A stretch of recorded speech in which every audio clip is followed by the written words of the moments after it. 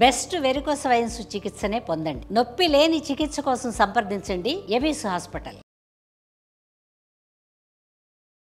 నమస్తే రమగారు. నమస్తే జయ. రమగారు, మనం ఖలీఫా స్టోరీస్ చెప్పుకునే వాళ్ళం. ఏదన్నా 1, 2, 3 భాగాలు ఉంటే సరదాగా ఉంటాయి. అవును. హారూన్ అల్ రషీద్ రాజ్యం చేస్తున్నప్పుడు ఓ ఒక రత్నాల వ్యాపారి ఒక ఆయన ఉండేవాడట. చాలా ధనవంతుడు. ధనంతో తులతూగుతూ ఉండేవాడు. ఆయన ఎక్కడెక్కడెక్కడ నుంచో రత్నాలు, వజ్రాలు, ముత్యాలు, ఇంకా ఏమిటో అవన్నీ ఇది చేసుకుని పైనుంచి తెప్పించుకుని ఇక్కడ పెద్ద వ్యాపారం చేసేవాడు. చాలా గొప్ప పేరుండేది ఆయనకి. అయితే కాలక్రమాన ఆయన మరణించాడు. ఆయనకు ఒక కుమారుడు ఉన్నాడు, మహమ్మద్ అలీ వాడి పేరు. ఈ మహమ్మద్ అలీ మంచి బుద్ధిమంతుడు. తండ్రి వదిలిపెట్టిన వ్యాపారాన్ని ఎంత బాగానో చేసుకునేవాడు. చాలా శ్రద్ధగా బంగారు వ్యాపారం, బంగారపు మరి అవే కదా రత్నాలు, అవి అంటే బంగారంలోనేగా తాపడాలు.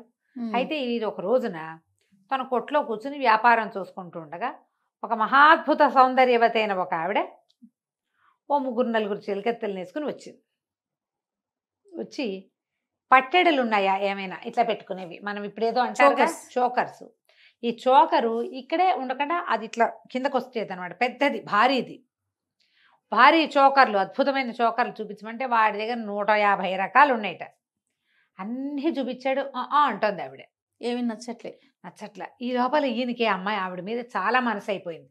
ఎంత బాగుందో, ఎంత హుందాగా ఉందో, అసలు ఆ వస్తువు నాణ్యం చూడడం ఎంత తెలివిగా ఉందో, ఇంకా ఏమిటో చాలా ఉన్నాయి అవన్నీ.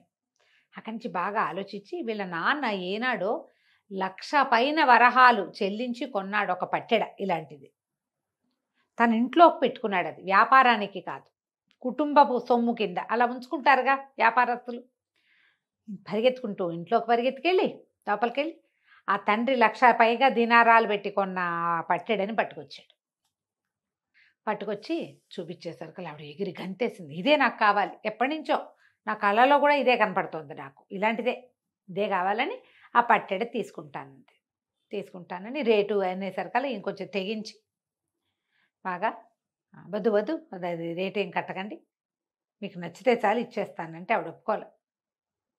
అసలు ఇది ఎప్పుడు కొన్నారు, ఎక్కడ కొన్నారు, ఇది ఎందుకు కొట్లో లేదు, ఇంట్లో ఎందుకుంది, అవన్నీ ప్రశ్నించి మీ నాన్న 1,00,000 పైన కొంటే దానికి 5% వడ్డీ వేసి ఇస్తాను నేను నీకు, కాకపోతే ఇప్పుడు నేను డబ్బులు తేలేదు కదా, నువ్వు మా ఇంటికి రా, నీకు డబ్బులు ఇస్తానంది. సరే వచ్చాడు ఆవిడతో పాటు. వస్తే ఆవిడ మంచి పెద్ద బ్రహ్మాండమైన మహలు ఆవిడది. బస్ లోపల నుంచి డబ్బులు తెప్పించబోయింది. ఇతను ఏమన్నాడు, కొంచెం బాగా తెగించి ఆ డబ్బు వద్దు, వస్తువు తీసుకో, నువ్వు నా దానివైతే చాలు అని అడిగాడు. అడిగేసరికి ఆవిడంది, నాకు మాత్రం నువ్వు నచ్చలేదనుకున్నావా, అసలు నీతో మాట్లాడడానికే మీ కొట్లోకి వచ్చాను, నేను ఎప్పటి నుంచో నిన్ను చూస్తున్నాను, కాకపోతే నాతో పెళ్ళంత సులువు కాదు. నేను ఖలీఫా దగ్గర ఉండే జాఫర్, ఖలీఫాకు మంత్రి మా ఒక వేత్రహస్తుడు ఉంటారు ఖలీఫా దగ్గర, మస్రూరు జాఫరు అని మన అన్ని కథల్లో కనపడతారు వీళ్ళు. జాఫర్ చెల్లెల్ని నేను. ఓహో, అంత సులువు కాదనగా నేను కాళ్ళు చల్లబడిపోయినాయి. జాఫర్ చెల్లెల్ని పెళ్లి చేసుకోవడం అంటే మామూలా, ఆయనేమో ఖలీఫా పక్కనే ఉంటాడు. ఆ చెల్లెలంటే ఎంత టాప్ క్లాస్. అయితే వీళ్ళ చెల్లెళ్ళు అంటే ఏమిటంటే స్వయానా చెల్లెలు అవ్వక్కర్లా, తండ్రి గారి 4వ భార్య సంతానం కూడా కావచ్చు కదా.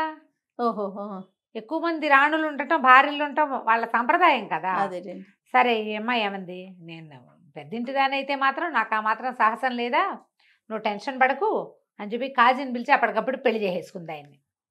అయ్యో, వాళ్ళ పెళ్ళి ఏముంది, అదేదో చదివితే అయిపోతుంది, సింపుల్ కదా. కాజీ వచ్చి అదేదో చదువుతారు, ఏమిటో మరి మంత్రాలు లాంటివే, వాళ్ళదేదో ఒక పాఠం ఉంటుంది, వివాహ పాఠం, అది చదివి కుబూల్ హై అంటారు అంతే.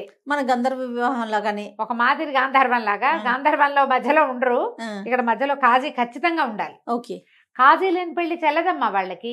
చాలా కరెక్ట్ పద్ధతి కదా అది. మరి థర్డ్ పర్సన్ ఉండాలి కదా ఖచ్చితంగా, డెఫినెట్ గా. కొంప ముంచేయకుండా కాజీ గారు ఉంటారు, దాని మీద ఏదో కాగితం రాసే సంతకాలు ఉంటాయి. కాజీ లేకుండా ఎలాంటి పెళ్లి జరగదు అసలు. అయితే ఆయన వచ్చి మొత్తం బడాయించి చదివించి పెళ్లి చేసాడు. పెళ్లి చేస్తే ఇంకా ఇతను ఇంటికి వెళ్ళాల, ఆ కొట్లోకి వెళ్ళాల, హాయిగా పెళ్ళంతో పాటే ఉన్నాడు. ఆవిడ స్వర్గ సౌఖ్యాలు చూపించింది ఇతనికి. 1 నెల రోజులు, 15 రోజుల పాటు ఉండిపోయాడు. ఈ లోపల బయటికి ప్రచారం అయింది, మంత్రి గారి చెల్లెలు పెళ్లి చేసేసుకుందో హోయ్ అని. అయితే ఏమైంది, ఒకనాడు ఈవిడ స్నానానికి వెళ్ళింది. వీళ్ళ స్నానాలు కొంచెం డిఫరెంట్ స్నానాలు కదా, కొంచెం వేడి నీళ్ళు, దాని ఏమంటారు ఆవిర్లు, మసాజులు, వ్యవహారాలు చాలా ఉన్నాయి. ఆవిడ స్నానశాలకు వెళ్ళాల, వాళ్ళ ఇంట్లోనే బ్రహ్మాండమైన స్నానశాల ఉంది. అదో 2-3 రోజువారీ చెయ్యరు కదా, నెలకో ఎప్పుడో చేస్తారు. ఈవిడ స్నానానికి వెళ్ళి స్నానంలో కూర్చుంది. ఇంతలో ఏమైంది, ఒక ముసలి దాసి ఈయనకి ఏం చెప్పింది, మహమ్మద్ అలీకి, మీరే కదా జాఫర్ గారి బావమరిది, జుబేదా రాణి అంటే ఖలీఫా గారి భార్య రాణి జుబేదా మిమ్మల్ని చూడాలని కబురు చేసింది, రండి అంతే అనేసరికి అర్థం కాదు, ఇప్పుడు వెళ్ళాలా వద్దా. భార్య ఏమో స్నానంలో ఉంది, ఆవిడ ఇప్పట్లో రాదు. చెప్పకుండా వెళ్తే ఏమంటుందో. ఇప్పటిదాకా ఒక్కనాడు కూడా ఆమెను విడిచి వెళ్ళాల ఈ నెల 15 రోజుల్లో. పెళ్ళైన నెల 15 రోజులైతే అతను గుమ్మందికి వెళ్ళాలా, ఇంటికి వెళ్ళాలా ఇంకా. అది ఆవిడ ఇప్పుడు స్నానానికి వెళ్ళింది. బాగా ఆలోచించి రాణిగారి దగ్గరికి వెళ్ళానంటే ఎందుకు కాదంటుంది, వాళ్ళ అన్నయ్య ఏమో ఓ పక్కన మంత్రి అయ్యను అని ఆలోచించుకుని ఆవిడ స్నానంలో ఉందిలేని ఈయన వెళ్ళిపోయాడు. ఆ వెళ్ళంగానే ఆ జుబేదా గారు ఈయన చూసి, బాగా రారా కూర్చొని, మా మంత్రి తన చెల్లెలు ఎవరినో పెళ్లి చేసుకుందంటే ఎవరినో అనుకున్నాను, అబ్బో ఎంతో బాగున్నావు, నువ్వు ఏం వ్యాపారం చేస్తావు, నీకు అదే ఇదే, మీ అమ్మాయి ఏమిటి, నాన్న ఏమిటి, సంగతి ఏమిటి, సందర్భం ఏంటి, 2 గంటలు కనుక్కుని ఏదో కాస్త ద్రాక్షారసవం కూడా ఇచ్చి వెళ్ళరా చాలా మంచిదని పంపేసి. కాకపోతే మహమ్మద్ అలీకి తెలియని సంగతి ఏంటంటే, జుబేదా గారికిను ఈ మన అందగత్తెకి అస్సలు పడదు జాఫర్ చెల్లెలకి. వాళ్ళు చాలా సందర్భాల్లో పోట్లాడుకున్నారు. ఓహో.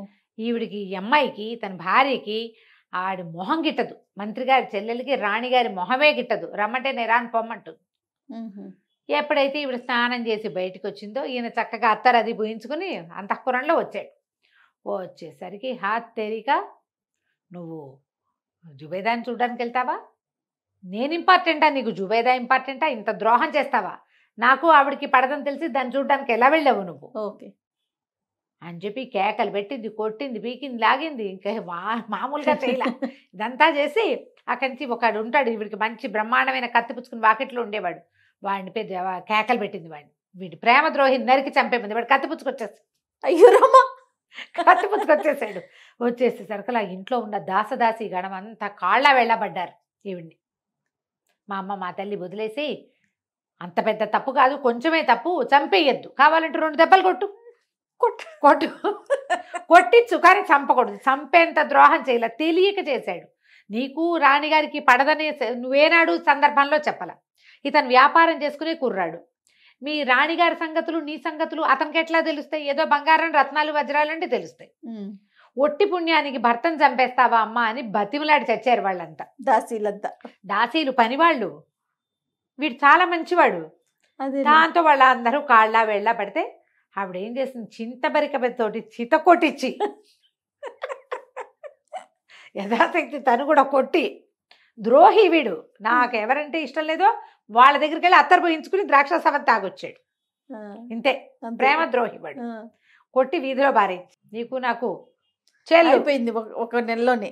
నెల 15 రోజులకి చెల్లని రోడ్డు మీద బారేసింది.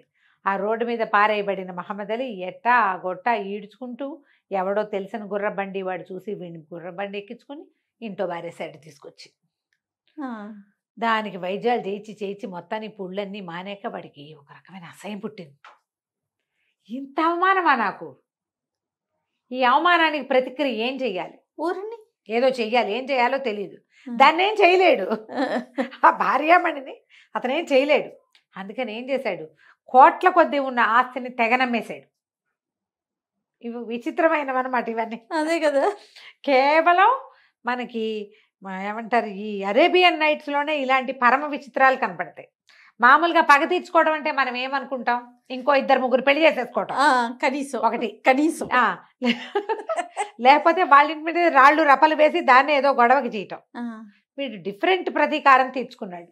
బాగుంది రావు గారు. ఏం చేశాడు, ఆస్థంతా అమ్మే అవతల పారేశాడు. మొత్తం పూచికపులతో సహా అమ్మేసి కొన్ని కోట్ల రూపాయలు చేర్చాడు. 100 మంది బానిసల్ని కొన్నాడు. ఈ బానిసల్లో ఖలీఫా లాగా దగ్గర ఉండేటువంటి జాఫర్ లాగా ఉండేవాడిని ఒకడిని, వేత్రహస్తుడు అంటే కర్రపుచ్చుకుని ఖలీఫా వచ్చారు హోయ్ అని చెప్పే మస్రూరు, పరమ ప్రాణం ఆయనకి ఖలీఫాకి, ఆ మస్రూర్ లాగా ఉండేవాడిని ఒకడిని, 2 ప్రత్యేక బానిసల్ని పెట్టుకున్నాడు. అక్కడి నుంచి ఏం చేసేవాడు, ప్రతి పౌర్ణమి నాటి రాత్రి వీడు ఖలీఫాలాగా బట్టలు ఖలీఫాలాగా వ్యవహారం అంతా ఏర్పరచుకుని ఈ 100 మంది బానిసలు వెంట రాగా ఆ మస్రూరు జాఫర్ లాగా ఉన్న వాళ్ళని కూడా వెంబడి పెట్టుకుని టిగ్రిస్ నది మీద నౌకాయానానికి వెళ్ళేవాడు. ఖలీఫాయే వచ్చాడు అనుకునే వాళ్ళందరూ. వాడు నేను ఒక అంటే ఖలీఫాకి నకలుగా జీవించి ఆ అవమాన భారాన్ని తగ్గించుకోవాలనుకున్నాడు. ఊరిని వాడి పాయింట్ చూడు. క్రమంగా ఈ బానిసలు చాలా గట్టిగా వీళ్ళు అంత బాగా డబ్బులు ఇస్తుంటే అటువైపు ఎవరైనా ఏంటి ఖలీఫా వెళ్తుంటే మీరు అడ్డం వస్తున్నారు అని ఖలీఫాయే వచ్చిన సినిమా వాళ్ళు ఇచ్చేవాడు. అట్లా కొన్ని పౌర్ణములు వెళ్ళాడు. వాళ్ళకి అలవాటు పడ్డారు జనమంతా ఈ టైంలో ఖలీఫా వెళ్తాడు అని. నిజానికి నిజం ఖలీఫా గారు ఒక పౌర్ణమి నాటి రాత్రి ఆయన నిద్ర పట్టక పెంద్రాళే చీకటి పడేసరికి విసుగ్గా ఉందని జాఫర్ని కేకేశాడు. కాసేపు అలా తిరుగుద్దాం పదా అని. వీళ్ళు ఏం చేశారు, ఇలా మామూలు వేషాలతో వెళ్ళకుండా ఖలీఫాకి ఎప్పుడు కూడా మారు వేషం వేసుకోవటం అలవాటు. ఒక వ్యాపారస్తుల వేషం వేసుకుని బయలుదేరారు. మస్రూరు జాఫరు ఖలీఫా ముగ్గురు బయలుదేరి వెళ్తూ ఉంటే ఈ నది మీద చూస్తే ఒక పెద్ద నౌక, దాని మీద అన్ని దివిటీలు ఏంటో గానా బజానా గందరగోళంగా ఉంది.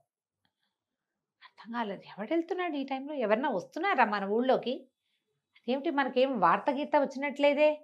మామూలుగా ఊళ్ళోకి ఎవరైనా పెద్ద వ్యాపారస్తులు వాళ్ళు వస్తుంటే ముందే వార్త రావాలి కదా, జాఫర్కైనా తెలియాలి కదా, రాజుగారి తెలీదు, మంత్రికైనా తెలియాలిగా. ఏమిట్రా అని నది దాకా వెళ్ళారు. అక్కడ జమా జట్టిలాగా నుంచున్న 3-4 బానిసలు ఖలీఫా వ్యవహారానికి వెళ్తుంటే ఏమిటి ఆయన షికారు వెళ్తుంటే ఇక్కడికి వచ్చి నుంచున్నారంటే పొండి అన్నారు.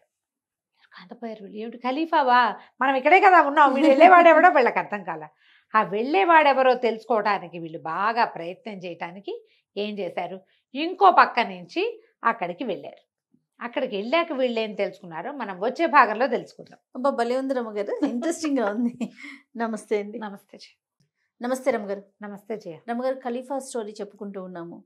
ఖలీఫా మస్రూరు జాఫరు టిగ్రిస్ నది దగ్గరకు వచ్చారు. పడవ మీద ఏదో కోలాహలం కనపడుతోంది వీళ్ళకి. ఇక్కడికి ఎందుకు వచ్చారు, ఖలీఫా తిరుగుతాడని తెలీదా అన్నారు కొంతమంది. పడవ వాడిని ఒకడిని అడిగారు, పడవ తీసుకెళ్తావా అని. అప్పుడు వీళ్ళు చూశారు, ఆ పడవ తమ వైపు నుంచి వెళ్తుంటే ఒక చక్కటి బట్టలు ధరించిన ఒక యువకుడు. ఆ బట్టలు ఖలీఫా వేసుకునేలాంటి డ్రెస్సులే అవి. జనరల్గా రాజుగారు వేసుకునేలాంటి బట్టలు ఎవరు వేసుకోగలుగుతారు, క్యాష్ పార్టీలు. అంతేగా, ఆ ఊళ్ళో క్యాష్ పార్టీ అయినప్పటికీ ఖలీఫాని ఇమిటేట్ చేయరు. వీడు పై ఊరివాడా ఒక అనుమానం. అయితే ఈ ఖలీఫాకి ఇలాగా కనపడుతున్న ఈ కుర్రాడికి అటు ఇటుగా నిలబడ్డ వాళ్ళిద్దరూ, ఒకడు ఇంచుమించు జాఫర్ లాగా, రెండోవాడు అటు ఇటుగా మస్రూర్ లాగానే ఉన్నారు. పూర్తిగా అర్థమైంది వీళ్ళకి ఇదేదో ఏదో జరుగుతోందని తెలిసింది. ఆ పడవాడన్నాడు జాలిగా, బాబు ఖలీఫా మీ ఊరు వాళ్ళు కాదా నాయన, ఏ ఊరు నుంచి వచ్చారు, ప్రతి నెల ఖలీఫా ఊరేగింపు వెళ్తాడే ఆడ పడవలోను అన్న. ప్రతి నెలనా, నేను ఇప్పుడు వెళ్ళారు అనుకుంటున్నాడు ఖలీఫా గారు. వాళ్ళు చూసుకున్నారు, ఏదో జరుగుతోంది, తెలుసుకోవాలి. ఆ పడవ పెద్ద పడవ అంతా గానా బజానాలతో వెళ్తోంది. సరే ఇక్కడ కనపడిన పడవండి 10 దినారాలు ఇస్తాము, ఖలీఫా పడవని వెంబడించి తీసుకెళ్ళమన్నారు. నేను చాలా భయపడ్డాడు ముసలివాడు. ఊరు నాయనో కొంప మునిపోతుంటే ఏం భయం లేదు, స్పీడ్గా వెళ్ళొద్దు, నిదానంగా వాళ్ళు ఎటు వెళ్తున్నారో చూసి అటు తీసుకెళ్ళు, మమ్మల్ని వదిలే, నువ్వు మమ్మల్ని వెనక్కి తీసుకురా ఒక్కర్లా, వదిలేస్తే మేము వెళ్తామన్నారు. సరేనని పడవ ఎక్కారు. ఆ పెద్ద పడవ పోతోంది ముందుకి. వాళ్ళు ఏం చేస్తారు, అట్లా టిగ్రిస్ నదిలో ముందుకెళ్ళి వెళ్ళి ఒక లంకకి పట్టిస్తారు ఆ పడవని. ఎక్కడో ఓ చోట వేస్తారనమాట. ఆ లంక మీద పెద్దగా విశాలంగా గుడారాలు అవి వేసుంటాయి. ఈ పడవలో ఉన్న జనం అంతా దిగుతారు. ఇక్కడ ఉన్న జనం ఎవరు, ఒకటి ఖలీఫా వేషధారిగా ఉన్న మహమ్మద్ అలీ, మస్రూర్ జాఫర్ వేషాల్లో ఉన్న 2 బానిసలు దిగుతారు. అక్కడి నుంచి గానా బజానా జనం అంతా దిగుతారు. అక్కడ చక్కగా వంటలు చేస్తారు, బ్రహ్మాండంగా వండుకుని తర్వాత గానా బజానా జరిగి తాగి తిని జరిగిన అవమానాన్ని మర్చిపోయే ప్రయత్నం చేస్తాడనమాట అబ్బాయి. సరే వీళ్ళు ఏం చేశారు, ఆ పడవ వాళ్ళు సెటిల్ అయిపోయి వీళ్ళంతా గుడారాలు వ్యవహారాలు అన్నీ అయ్యాక మన వాళ్ళు ముగ్గురు అసలు హీరోలు, రాజుగారు, మంత్రి, వేత్రహస్తుడు ముగ్గురు ఏం చేశారు, ఆ లంకకు ఒక్క అడుగు యువతలుగా దిగి తాపీగా మెల్లిగా అడుగులు వేసుకుంటూ అక్కడికి వెళ్ళారు. వెళ్ళేసరికల్లా వీళ్ళు అక్కడ విందు ఏదో మొదలుపెట్టారు. విందులోకి వెళ్ళిపోదాం అనుకున్నారు. అనుకునేసరికల్లా అక్కడ జమాజట్టీలాగా ఉన్న బానిసలు వాళ్ళు అటెంటివ్గా ఉన్నారు. ఎవరైనా వస్తే పట్టేసేందుకు సిద్ధంగా పట్టేసుకున్నారు. ఓ అత్తేరి మీరు ఇట్లా ఖలీఫా విందులోకి రాదలుచుకుంటారా, ఎవరు మీరు ఏమిటైనా కేకలు పెట్టారు. పెట్టేసరికి వీళ్ళేమన్నారు, వ్యాపారస్తులము ఇక్కడ ఖలీఫా గొప్ప విందిస్తారని తెలిసి ఆ విందులో మేము కూడా భాగస్వాములు అవ్వడానికి వచ్చాం, ఆయనతో కలిసి విందు ఆరగించడానికి వచ్చామంటే వీళ్ళకి సహపంక్తి భోజనం పెట్టడం అనేది ఒక ఫ్యాన్సీగా ఉంటుంది. ఒకే పాత్రలోంచి తీసుకుని తినే విధానం కూడా కనపడుతుంది జయ. ఎవరో ఒకళ్ళు ఉండాలి తమతో పాటు భోజనానికి. పై ఊరి వ్యాపారస్తులకి భోజనం పెట్టే తినటం వ్రతంగా కూడా మనకి అరేబియన్ నైట్స్లో కనపడుతుంది. రోజు ఒక కొత్త వ్యక్తితో భోజనం చేయాలి. ఓకే ఆ ఊళ్ళోకి వచ్చిన వ్యక్తులు లాక్కుపోతారు వాళ్ళ ఇంటికి. ఇలాంటి వ్రతాలున్న రాజుల కథలు కూడా మనం చూస్తాం. అవును బ్రాహ్మణుల కథలు, రాజుల కథలు మనకి పాత కథల్లో కనపడతాయి. సరే ఏదో కోలాహలంగా ఉండేసరికల్లా ఏమిటని ఆయన కేకలు పెట్టాడు మహమ్మద్ అలీ. ఎవరో విందులోకి వస్తామంటున్నారు వ్యాపారస్తులు అంటే, రండి రండి ఏం పర్వాలేదు రమ్మన్నాడు. వీళ్ళు ముగ్గురు లోపలికి వెళ్ళారు. చూస్తే ఎంత ఘనమైన భోజనము, ఎంత అద్భుతంగా వేశారో. గుడారం, ఒక డబ్బులు కాసులు కురిసిపోతున్నాయి అక్కడ. ఈ మహమ్మద్ అలీ లక్షణంగా ఉన్నాడు. వాడి బట్టలు ఎంత బాగున్నాయో, కిందేసిన బాలీసులు కూడా పట్టువి, ఎక్కడా కాంప్రమైజ్ కావటల్లా. వడ్డించిన ఆహారం చూసి ఆశ్చర్యపోయాడు ఖలీఫా. తంతినేలాంటిదే ఖరీదు. సరే మెల్లిగా భోజనం వాళ్ళు మొదలుపెట్టారు. తింటూ ఉంటే ఓ పక్క నుంచి గానా బజానా సాగుతోంది. ఒక అమ్మాయి ఎవరో పరమాద్భుతమైన విరహ కీర్తనలు పాడింది. వింటూ వింటూ ఆనందంతో తన్మయుడైపోయిన మహమ్మద్ అలీ లేచి నిలబడి బట్టలు చించేసుకున్నాడు. అయ్యో రామ. విషాదంలో, దుఃఖంలో చేస్తారు కదా, బట్టలు చించి అంత ఖరీదైన బట్టలట చింపేస్తుంటే ఆశ్చర్యపోయారు వీళ్ళు. అయితే ఈ చింపేసే క్రమంలో వాడి వీపు మీద ఉన్న వాతలు చింతపరికి పెట్టి కొట్టించింది కదా, వీపు మీద వాతలన్నీ కనపడ్డాయి. వీళ్ళు ముగ్గురు మాట్లాడుకుంటున్నారు, ఏదో ఉంది రహస్యం.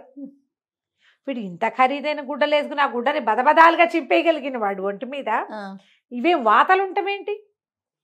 వీడికి ఏదో చేదు అనుభవం ఉంది గ్యారంటీగా.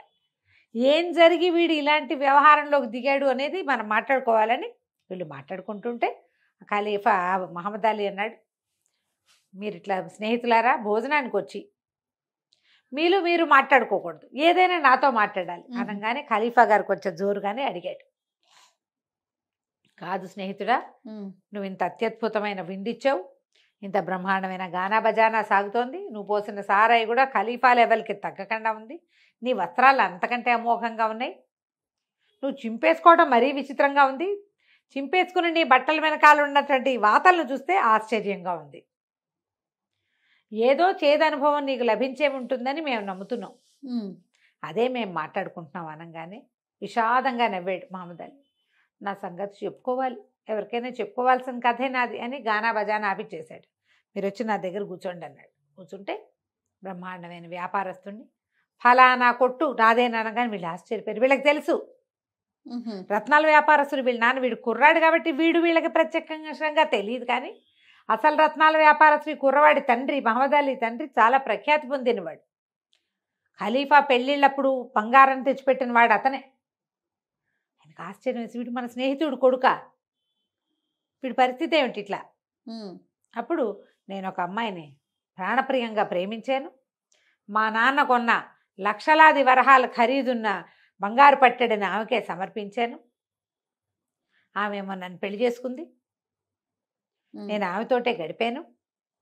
ఒకనాడు జుబేదారాణి కబురు చేస్తే రాణి అంటే ఆమె స్నానం నుంచి వచ్చేసరికి నేను కనపడకపోతే బాధపడతాను తెలుసు నాకు, కానీ రాణిగారి మాట కాదట్టమేలాగా, రాణి దగ్గరికి వెళ్ళానంటే సంతోషిస్తుంది అనుకున్నాను, ఆ రాణికి ఆవిడకి పడదు అనగానే జాఫర్కి అర్థమైంది ఇది మన చెల్లె అని. ఏదో విన్నారు చెల్లెలు పెళ్లి చేసుకుందని వదిలేసిందని, ఏం జరిగిందో వాళ్ళకి తెలియదు, ఇప్పుడు అర్థమైంది. ఆమె నన్ను చితకొట్టించింది, నా ఒంటి మీద ఉన్న దెబ్బలన్నీ అవే, మరి ఇంకేం చేయను, అవమానం నుంచి తేరుకోవటానికి, నేను బాగా రంజించటానికి నా మనసు, నేను ఈ మార్గాన్ని ఎన్నుకున్నా. ఇప్పటికి సంవత్సరంగా ఖలీఫా లాగా నేను ఇదే చేస్తున్నాను. వీళ్ళు ఆశ్చర్యపోయారు, ఏడాది నుంచి సరుతుంటాయి మనకు తెలియట్లేదురా నాయన. సరే ఆయన్ని బాగా చేశారు, బాగా సాంత్వన పరిచి మళ్ళీ కలుసుకుందామని మెల్లిగా యువతలకు వచ్చేసారు. వచ్చి వీళ్ళ పడవ తెల్లవారేసరికి దారి పడుతుంది కదా, వీళ్ళ పడవలోనే ఎక్కి వెనక్కి వచ్చారు. మర్నాడు ఏం చేశాడు ఖలీఫా, సభ తీర్పిచ్చి మహమ్మద్ అలీని పిలిపించాడు. అతనితో పాటు జాఫర్ చెల్లెల్ని కూడా రమ్మన్నారు. ఓహో. చూపించారు. ఈ మనిషిని ఎరుగుదువా అని అడిగారు. వీడెవడో నాకు తెలియదు అంది ఆవిడ, కొట్టించి కూడా. అప్పుడు ఆయన, నువ్వు నిన్న రాత్రి మాకేం చెప్పావు అది సభకి చెప్పాలి. నువ్వు ఓ పిల్లల్ని ప్రేమించి దాన్ని వివాహం చేసుకుని దానికి ఇంత బంగారం ధారపోసి తెలియక చేసిన ఒక పొరపాటుకి ఇలాంటి శిక్ష అనుభవించండి. వీడు అనుభవిస్తున్నాడు, ఇంకా స్టిల్ అవమానంలోనే ఉన్నాడు. పోనీ కొడితే కొట్టింది, మళ్ళీ కావలించుకుంటే వీడికి వచ్చిన అభ్యంతరం ఏం లేదు. అన్నీ కొట్టి తర్వాత ఐఎమ్ సారీ అంటే కోపంలో కొట్టానంటే సరిపోతుంది. ఇప్పుడు అవే కదా మన సంగతులు, చిత కొట్టేయటం, సారీ అంటాం. అప్పుడు ఇవన్నీ విని అతను ఎంత బాధపడుతున్నాడో, ఏం చేస్తున్నాడో, సంవత్సరంగా తన సంపదంతా ఎట్లా టిగ్రిస్ నది మీద పడవ ప్రయాణంలో వెళ్తూ ఆ దుఃఖాన్ని ఎలా వెళ్ళబోసుకుంటున్నాడో అదంతా తెలుసుకుంది అమ్మాయి. తెలుసుకున్నాక జాఫర్ చెల్లెల్ని అడిగాడు ఖలీఫా, అమ్మాయి ఒక మంచి పెళ్లి కొడుకు, వీడు చాలా మంచివాడు, వీడిని పెళ్లి చేసుకుంటావా అంటే, మీరు చెప్తే ఎందుకు చేసుకోనండి అంది. అనగానే వెంటనే నేను పిలిచి, ఖాజీని పిలిచి జాఫర్ చెల్లెలకి మహమ్మద్ అలీకి పెళ్లి చేసేశారు. మళ్ళీ పెళ్లి చేసి మళ్ళా ఈ జాఫర్ చెల్లెలింటికి మహమ్మద్ అలీని పంపించారు. ఆ తర్వాత అతను బ్రహ్మాండంగా రత్నాల వ్యాపారం చేశాడు. రాజుగారితో చాలా క్లోజ్గా ఉండేవాడు. అప్పటిదాకా ఖలీఫా గారికి టిగ్రిస్ నది మీద పడవలో వెళ్ళటము, ఒక లంకలో గానా బజానా చేయటం ఆ ఊహ కూడా రాల. వీడికి వచ్చింది ఆ ఫ్యాన్సీ ఐడియా. ఆ తర్వాత ఆయన ప్రతి వెన్నెల రాత్రి టిగ్రిస్ నది మీద నౌకాయానానికి వెళ్ళి ఉట్టిగా పడవతో తిరగటం కాకుండా ఓ బ్రహ్మాండమైన లంకను సెటప్ చేసుకుని ఆడ చక్కగా గానా బజానా చేసుకుని తెల్లవార్లు వెన్నెట్లో గడిపి రావడాన్ని అలవాటు చేసుకున్నాడు. మహమ్మద్ అలీ ప్రతి ఆయన ట్రిప్పులోనూ, ఆయన ఖలీఫా గారి ప్రతి ట్రిప్పులోనూ మహమ్మద్ అలీ కూడా ఆయన వెనకాలే వెళ్ళేవాడు. కథ కంచికి మనం ఇంటికి. బాగుంది రమ్మగారు. నమస్తే. నమస్తే.